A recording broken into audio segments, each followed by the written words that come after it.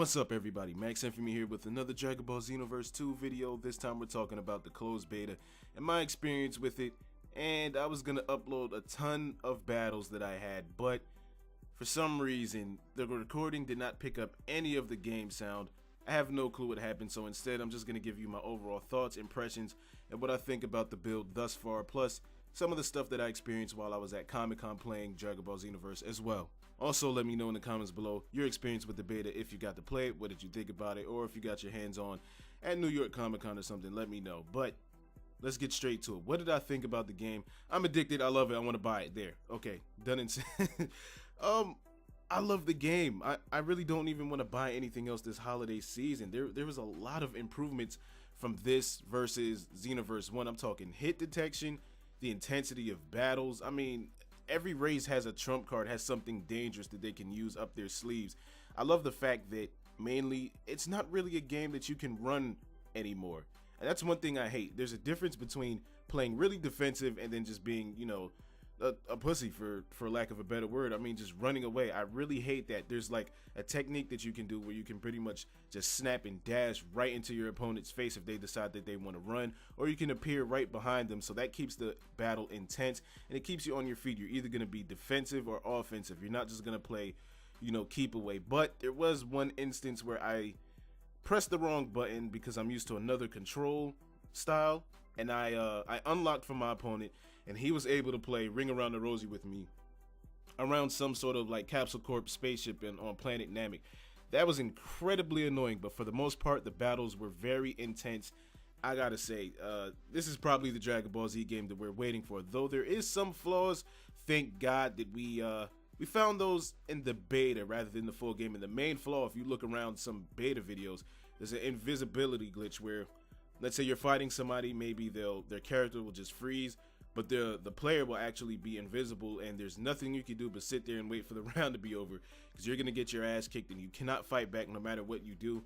That's kind of discouraging, but I'm glad that it's in the closed beta. Even if it's still in the open beta, it means they have time to fix it for the main game release, because I'm locked in, I'm ready to go. I have the season pass, I will be playing the shit out of that, so you can expect a ton of videos of matches and playthroughs and DLC and things like that on this channel. Now, I played as a Saiyan when it came to the beta, and there was a problem with Saiyans randomly dropping combos, and not by, you know, pressing a wrong button combination. The enemy character would just float out of the combo, whereas normally they would stay in, and it would be like a last second thing, and then they would have like a bunch of time to pretty much, you know, launch a counter offensive attack or something like that. That was kind of like, that's frustrating. I just fucked everything up with that. But outside of that, Saiyans are pretty solid. Now I got to play as the Freezer race, or the Arcosians, whatever you want to call them, at Comic-Con. I got to play with them. There was the health glitch was kind of there. There's like a little health glitch where they take way too much damage, but other than that, their combo system is disgusting. I mean, especially if they go golden form, the speed, they're gonna be a problem. But thus far at the Comic-Con build and the beta, the one race that I feel needs some sort of nerfing or is just very dangerous is gonna be Namekians. I mean, that giant Namekian form is a problem. They do a shit ton of damage. Yes, if you do an ultimate on them, you'll pretty much knock them, you know, out of the form because it'll drain their stamina, blah, blah, blah. But what if you've been using ki? What if you don't have enough ki to launch, you know, ultimate attack right there? If they launch it at the right time, like trap you in the corner, they got you close, you're taking a shit ton of damage. You have to get the hell out of dodge. So if they have, and what if they have a ton of stamina?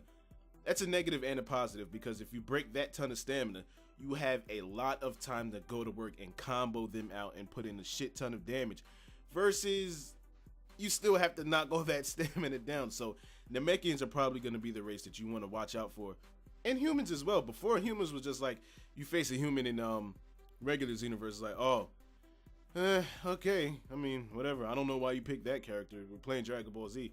But now it's like, you gotta watch out for that Nimbus. That Nimbus Cloud has speed, and the power pole. The power pole gives humans so many hands. I mean, the combos with that are pretty disgusting. But you can easily knock them off. You just kind of gotta get them off the thing before they get in range, because then you're getting slapped with the power pole extend, and that's not fun for anybody, I can assure you. I actually can't really speak on the Majin race. I didn't fight a single Majin character, so I don't know.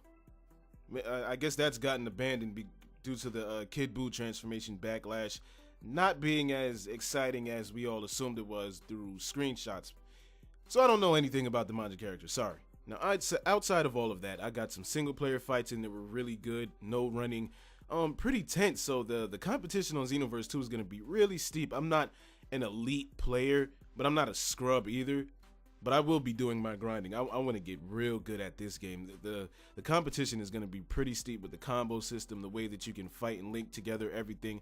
The hit detection is very solid. So things are looking good. 2-on-2s are pretty fun, honestly. 3-on-3s are just chaos. I mean, I would probably only do a 3-on-3 match with a bunch of people on my friend list so we could just talk shit to each other and play around. Other than that, it's just chaos, especially if you're getting jumped. Just put the controller down because they're going to play ping pong with you on that. Now, the only other thing that you can play on the beta was some parallel quests, which not a lot of people were doing, or at least when I was on, or the 6v1 boss missions with the Great Ape. And I gotta say, the Great Ape missions, they're fun. It's kind of easy once you get enough key to actually do everything. You can just, well, you can just spam it. It's pretty much what you have to do. But I'm sure in the full release, the missions will be harder because they're called expert missions. And, you kind of need 6 players, even though it'll fill the space with a computer player if you don't have them.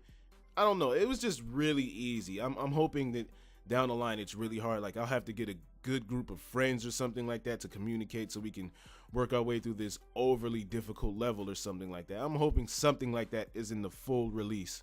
Now, another thing that I'm not sure anybody really cares about, but I do because I'm paying for the game, is Kanton City. There's a lot to do in that city. There was a lot cut off, but you can see how there's pretty much a setup for you to do a lot of stuff in the Kanton City besides, spinning around in circles and playing around with other players. In the multi-lobby, there's a lot of side shit that you can do. You can probably do quests, a lot of mentors hanging around, even some game-generated time patrollers might ask you, did you complete this quest? And they'll give you a little gift. Or if I seen something for milk deliveries, I guess those are errands.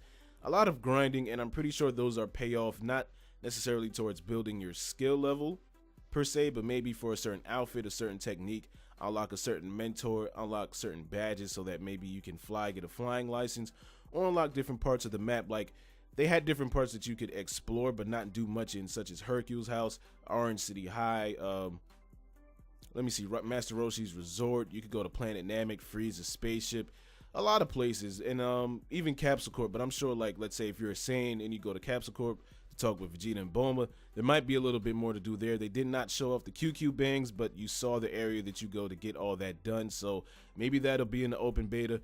More than likely it won't, but it'll be in the full game. So there's a lot of grinding to be done versus just doing parallel quests and beating the story. There'll probably be a lot of grinding, as in going throughout the city and helping people out with errands or doing certain missions and then coming back and talking to certain characters hidden throughout the city or the other time patrol areas. All in all, the game is shaping up great in my opinion. If you got to play it, once again, let me know what you thought about the game in the comments below. Let me know, and probably see you online, and you can kick my ass on my own channel because, like I said, I'm not an elite player. I'm just not a scrub. But let me know all that in the comments below, and remember to hit the like button if you enjoyed the video, and be ready for next weekend, because next weekend is the open beta where everybody will get to play, not just pre-orders.